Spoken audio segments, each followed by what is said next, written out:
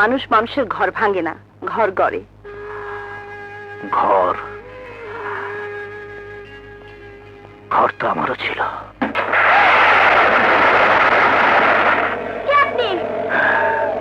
আমি তাপ পাচ্ছেন।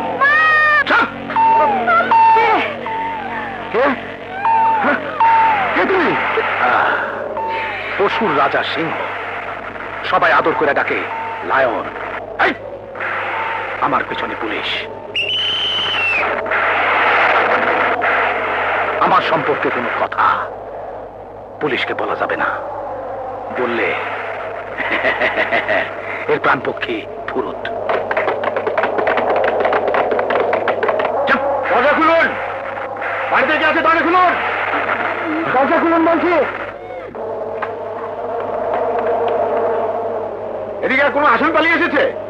আসামি? হ্যাঁ, মারাত্মক খুনি আসামি লায়ন, জেল ভেঙে পালিয়ে এসেছে।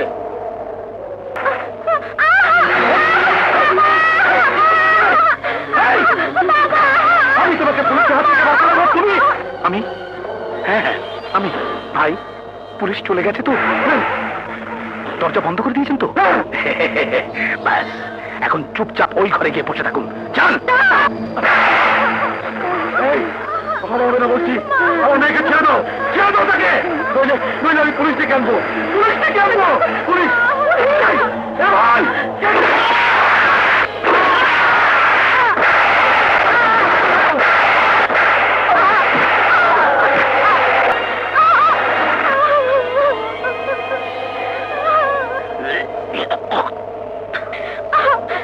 আমি তোকে ছাড়বো না শয়তান।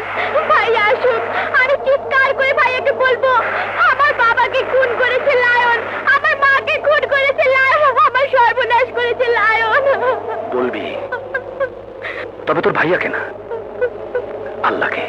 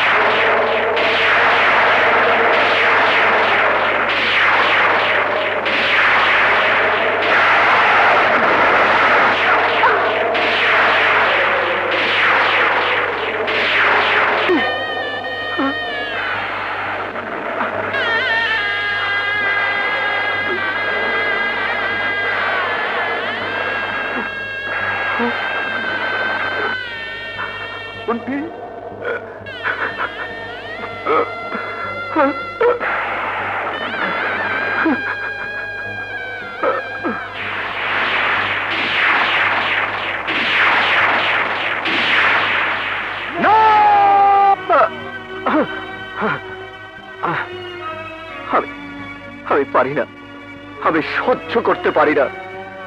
ওই দৃশ্য মনে পড়লে, এই নাম্বার 17 চোখে পড়লে আমি উন্মাদ হয়ে যাই। মনে হয় ওকে হাতে পেলে ওর কলিজাটা ছিঁড়ে আমি টুকরো টুকরো করে কুকুর দিয়ে খাওয়াতাম। কে কে নাম্বার 17? আজও খুঁজে পাইনি। সেই থেকে আমার মা নেই, বাবা নেই, বোন নেই, কোনো আপনজন নেই, মুন্না নামের মানুষটাও নেই। আছে মুন্না রংবাজ, মুন্না গুন্ডা। ম্যাডাম, আপনি জানেন না, সেই রাতে আপনার ঘরে রানীর সাথে কথা বলতে বলতে আপনি আবার কোথায় আঘাত করে রক্তাক্ত করে দিয়েছিলেন। আমি দুঃখিত, সত্যি আমি দুঃখিত, কিন্তু তোমার বুকের মধ্যে যে জ্বালা, সে তো ভালোবাসার জ্বালা। মায়ের প্রতি ভালোবাসা, বাবার প্রতি ভালোবাসা, বোনের প্রতি ভালোবাসা, তাকে এমন ঘৃণায় বদলে দিলে কেন? ম্যাডাম, আইন যখন নাম্বার 17কে খুঁজে বের করতে ব্যর্থ হলো, তখনই একদিন দেখা হয়ে গেল আকবর শেঠের সাথে। সে আমাকে বলল, অপরাধী অন্ধকার জগতে বসবাস করে, তাকে ধরতে হলে অন্ধকারের বাসিন্দা হতে হবে। আর তাই তুমি আকবর শেঠের মতো মুখোশধারী শয়তানের চক্রান্তে জড়িয়ে গেলে। আজ তো বুঝতে পারছো মুন্না হতে পারত মানুষের সহায়, সমাজের বন্ধু, আর সেই হয়ে গেল গুন্ডা, রংবাজ, শয়তানের বন্ধু, মানুষের শত্রু, আইনের দুশমন। এতদিন তাই ছিলে, কিন্তু আজ থেকে তুমি বদলে যাবে, আবার তুমি সেই আগের মুন্না হবে। না, এখন আর তা সম্ভব নয়। 1000 বার সম্ভব। তোমার ভেতরে যে বিবেকটা বেঁচে আছে, আমি তা মন প্রাণ দিয়ে বুঝতে পেরেছি।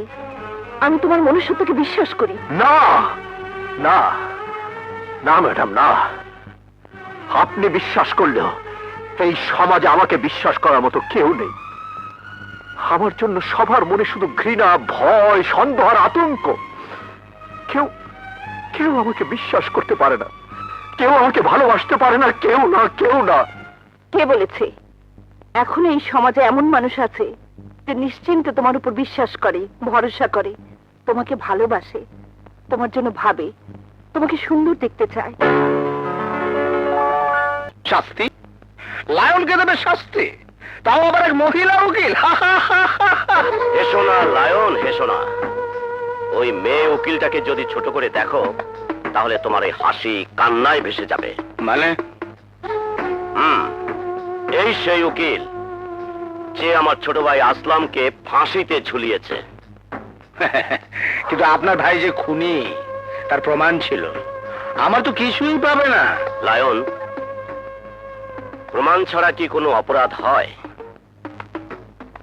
দেখবে ওই উকিল ঠিকই প্রমাণ বের করে ফেলেছে। না, তার আগে ওই উকিলকে এই পৃথিবী থেকে সরিয়ে দেব।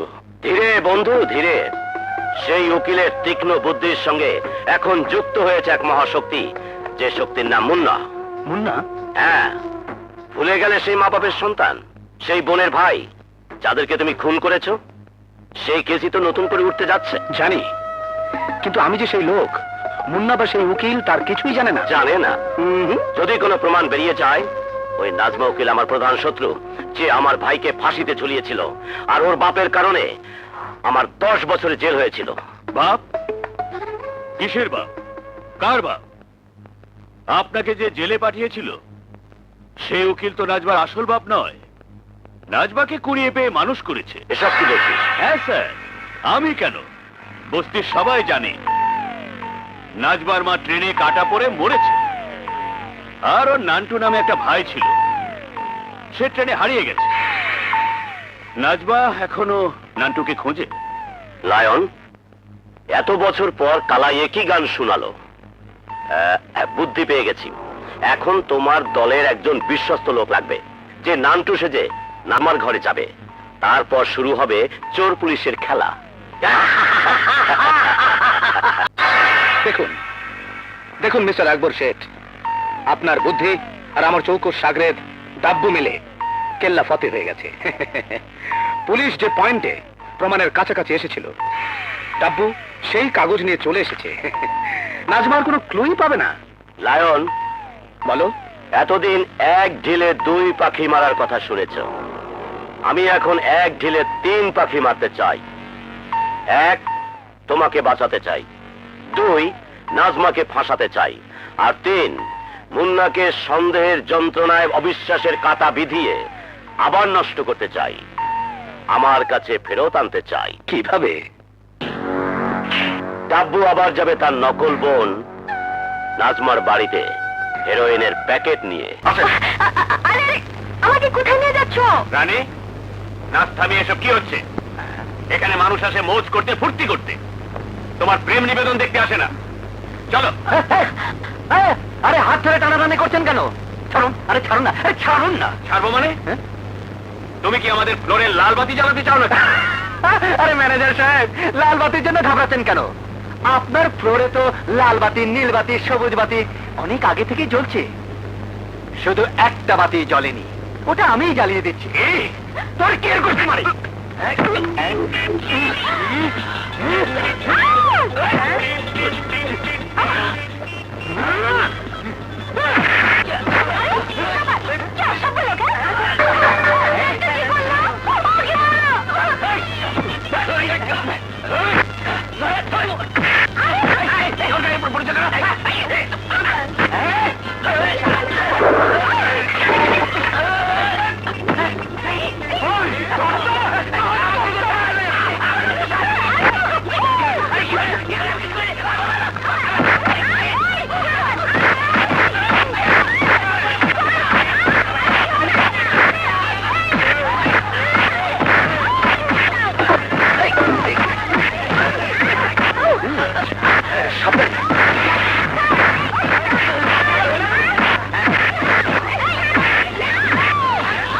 নাচের পোশাকটা বদলাতে হবে আমার। হ্যাঁ চল।